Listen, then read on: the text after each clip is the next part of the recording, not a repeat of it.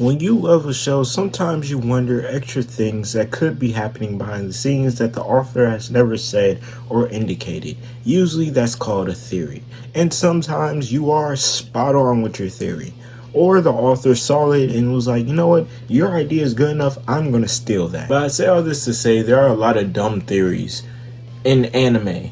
As a matter of fact, in any media.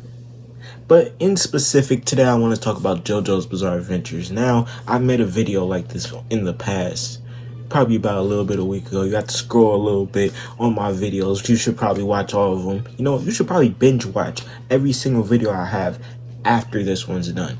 But let me not keep y'all waiting any longer, because there are a lot of dumb theories we have to cover in this video. Starting off, while I was, going and doing my thing, searching, researching, I saw one theory. Well, not one, I've seen it multiple times, but it always makes my head hurt because I'm just like, no. And it's the idea that Bruno Bucciarati is somehow a secret Zeppeli. Yep, you heard me right. He's somehow related to Will Zeppeli and Caesar Zeppeli. No, he's not. Just because most of the Zeppeli descendants are probably resided within Italy, and they probably are under the control of Giorno and Passion, that whole gang, I still do not believe Bruno Bucciarati has any Zeppeli blood within him, because, again, it was not indicated in the manga at all. And on top of that, Araki's one of those artists where he likes showing family trees off a good amount. You see that in part 8. If you've read part 8, you would see, and you especially read the beginning, you would see the family tree a good few times as you're scrolling through. And Araki's one of those mangakas where he loves callbacks. He loves, if he has a chance, to bring in an old character or whatever the case is. And if he feels like that character just wouldn't fit in the part, or that part just wouldn't make sense in the part, he would just cut it out. That's a part of the reason why we never saw Fugo got to become a traitor. He stated himself that he almost made Fugo into a traitor, but then he was so depressed that he just could not do it. Like, I can't call it the dumbest, because some people could think, oh, well, they were born in the same place, it has wheels, but again, I cannot give you that, because there's multiple characters that we have in the series that are born in the same place but just aren't related, or they're born in the same country and they aren't related. There are multiple characters born in the United States but they are not related. I don't know, I just feel like it's a little goofy, I feel like it's a little silly to start putting just anybody with the Zeppeli name. It's Bruno Bucciarati. What's wrong with him being a Bucciarati? Why does he have to be a Zeppeli? Y'all literally got another Zeppeli in part 7. Y'all couldn't wait a few more parts, a few more years at this point? Well, part 5 came out in like 95, so probably like 10 more years. But I don't doubt maybe at one point Araki thought about making Bruno a Zeppeli, you know what I mean? Okay, up next, this is one I've also heard be repeated many times, and I'm just like, that also just couldn't be true. Because it says that the meteorite of which the stand arrows are made are actually made from the same meteorite that took cars out of space, which means the stand arrows are made of cars, and all of part 3 on up until part 6, is a consequence of Josu Joestar and cars and their battle. That's not true. Like, that's also just factually not true. Immortal cars, keyword immortal, cars in his ultimate life form cannot die. Even in that meteorite form that you saw him get launched into space to, he couldn't die.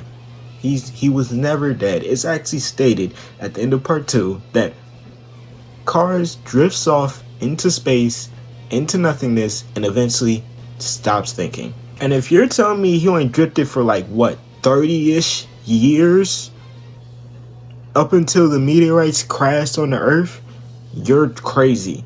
Especially in the vast, empty space of space. Just nothing, darkness, and he's floating out there, floating in between planets from miles away.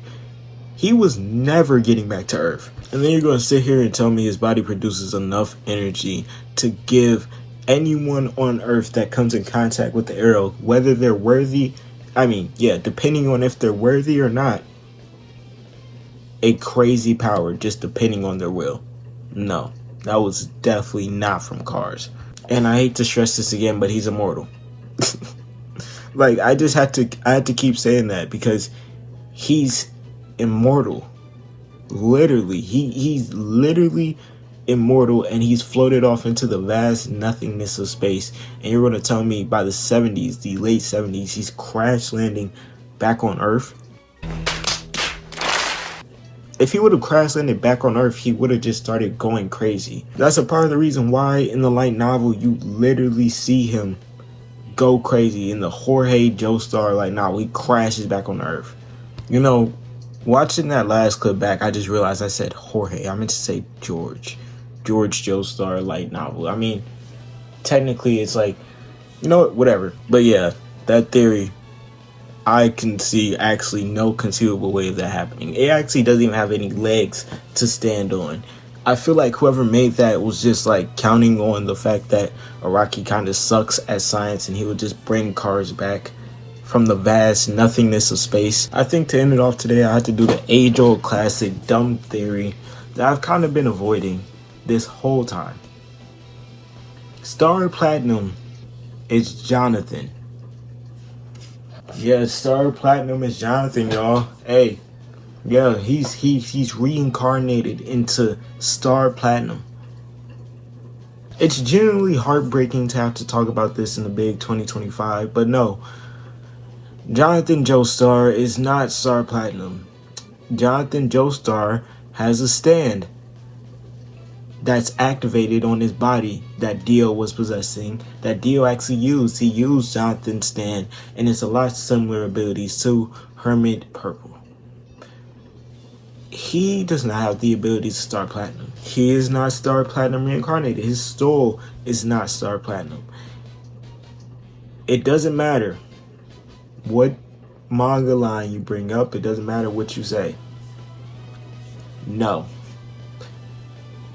No. Like, that one always got to me because it's like, why the fuck would Jonathan even be Star Platinum? Why would that even make sense? Just because they both have long hair? Jonathan likes to wear the color blue and Star Platinum's purplish blue, sometimes turquoise green.